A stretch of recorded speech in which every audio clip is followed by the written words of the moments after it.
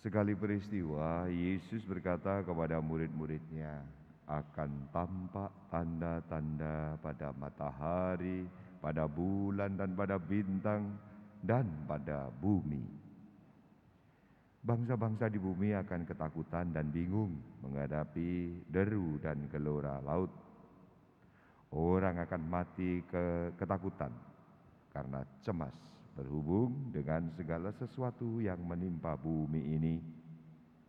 Sebab kuasa-kuasa langit akan bergoncangan. Pada waktu itu, orang akan melihat Anak Manusia datang dalam awan dengan segala kekuasaan dan kemuliaannya.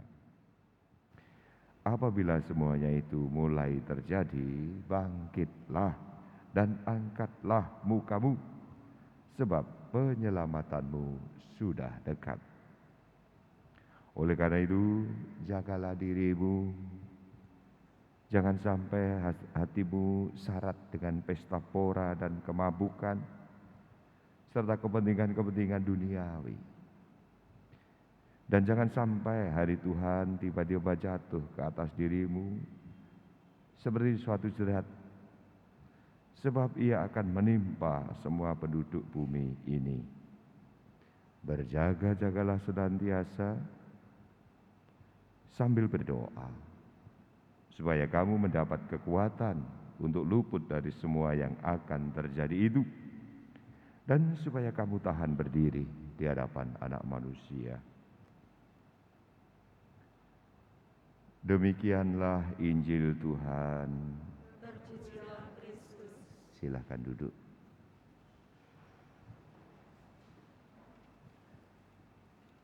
Bapak, Ibu, saudara-saudari terkasih, hari Advent yang pertama kita diberkati Tuhan.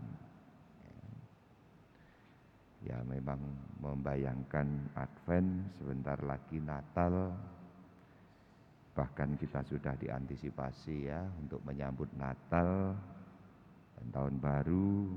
Kita dikondisikan ya supaya tetap tertib dengan PPKM ya gitu.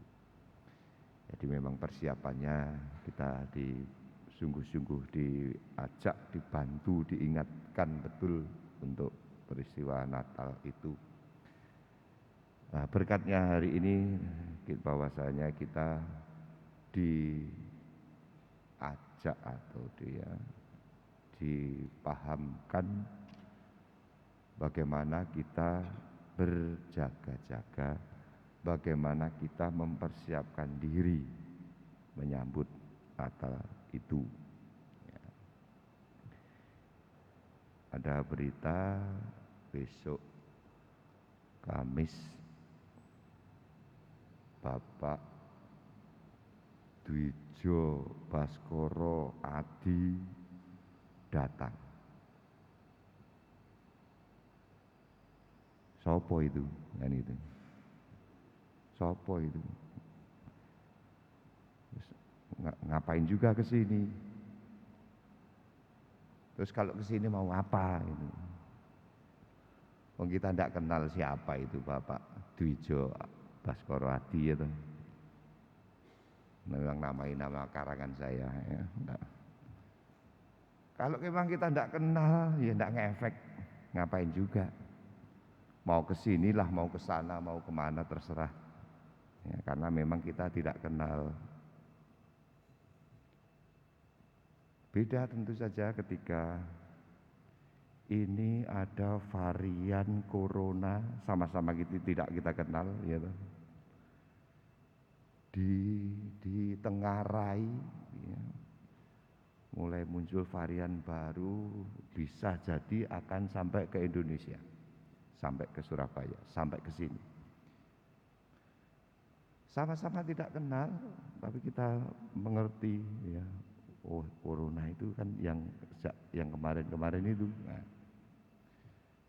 lalu kita antisipasi, ya, cara persiapannya jelas, ya, waspadanya jelas.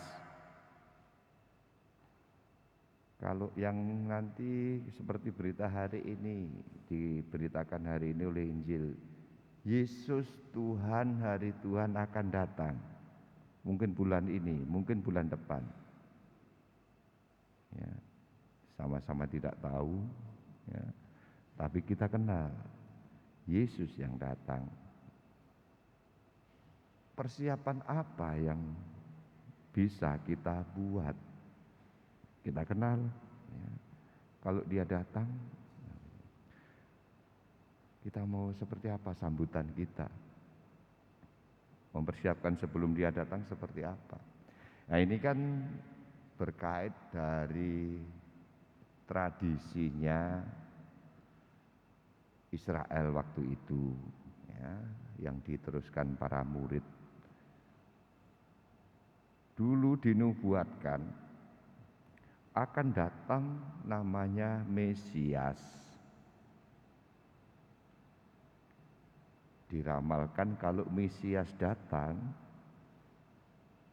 dia akan melanjutkan, ya, tahta Daud. Dia akan jadi pemimpin bangsa Israel, dia akan menyelamatkan bangsa Israel, dia akan menuntun bangsa Israel. Jadi mereka senang membayangkan, ya, kondisinya bangsa tertindas, bangsa terjajah, ya, dihibur oleh datangnya pembebasan. Seperti Raja Daud, masa kejayaannya itu, ya, seperti kita, ya, kejayaannya itu. Yang pasti mereka berharap. Semua orang berharap, semua orang merindukan, semua orang kapan ayo segera datang. Tuhan itu segera datang. Tapi di balik kisah semoga Maranatha, datanglah Tuhan, kalau yang diceritakan begini, nanti kalau dia datang semua penguasa goncang dan sebagainya, merinding juga, ya. Seperti apa nanti datang? Orang dihubung-hubungkan nanti kalau dia datang ada tsunami, kalau dia datang akan gempa, kalau dia datang akan bintang-bintang jatuh. Ya, lalu itu fantasi-fantasi gitu, ya, menggambarkan kalau dia datang. Sekarang kalau kita membayangkan kalau Yesus datang kira-kira seperti apa situasinya? Diajak begitu. Dia datang, apakah saja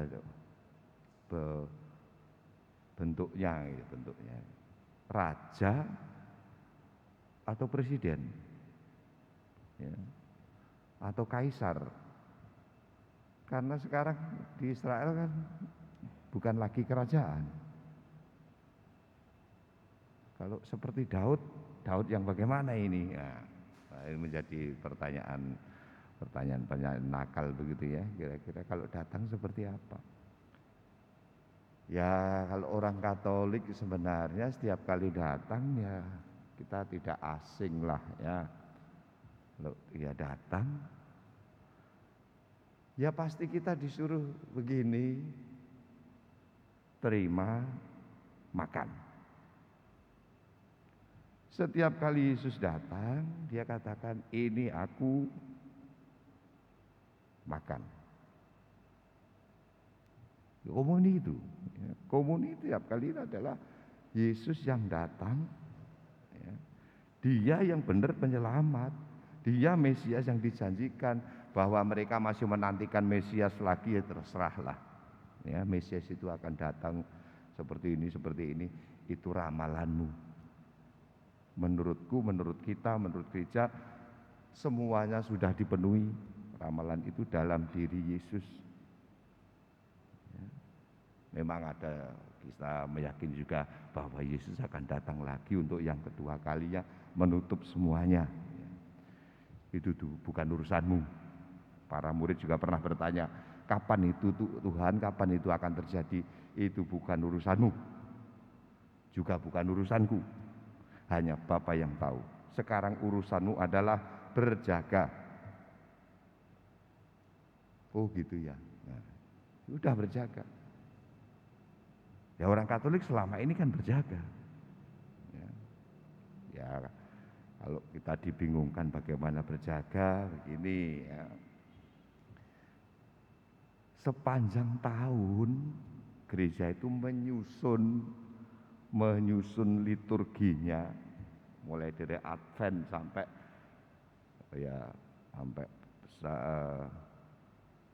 Natal, Prapaskah, Paskah bangkit, Yesus meraja. Nah, meraja Yesus Kristus sudah itu memang liturgi ilahinya begitu. Kita ini dibantu per minggu, jangan membayangkan kalau nanti segera datang saya pertama akan ke Romo Eka misalnya. Saya kalau misalnya Yesus datang benar tanggal 25 dengan segala itu semua berakhir, saya akan kumpulkan anak-anak saya.